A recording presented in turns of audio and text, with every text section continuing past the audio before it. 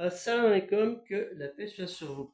Ces élus incapables de la République française, ces élus qui ne cessent de se chamailler, ou quand ils sont à l'Assemblée nationale ou au Sénat, s'invectivent, se crient dessus, se chamaillent.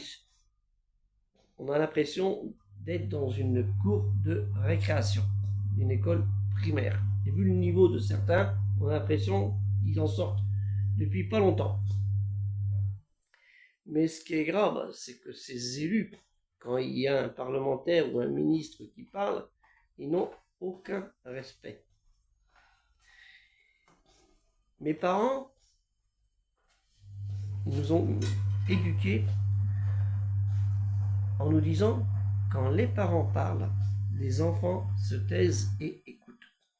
Non pas se taisent, mais se taisent et écoutent. Car il y va aussi de leur intérêt éducatif. Et malheureusement, dans les familles, certaines familles, c'est souvent pareil, c'est la cour de récréation. Mais là, nous retournons à notre sujet sur les parlementaires.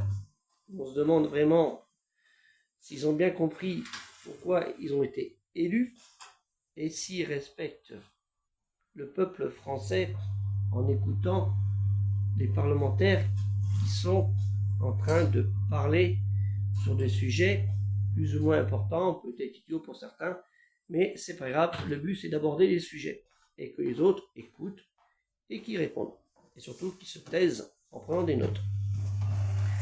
Moi, personnellement, je serais plutôt pour 2 parlementaires par département.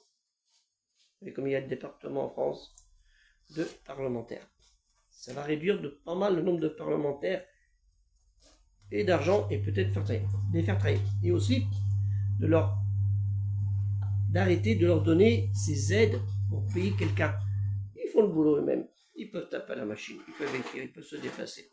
Et surtout les aides qu'ils ont en plus, les aides, payer le train et tout ça. Non, 15 jours à Paris, 15 jours en province.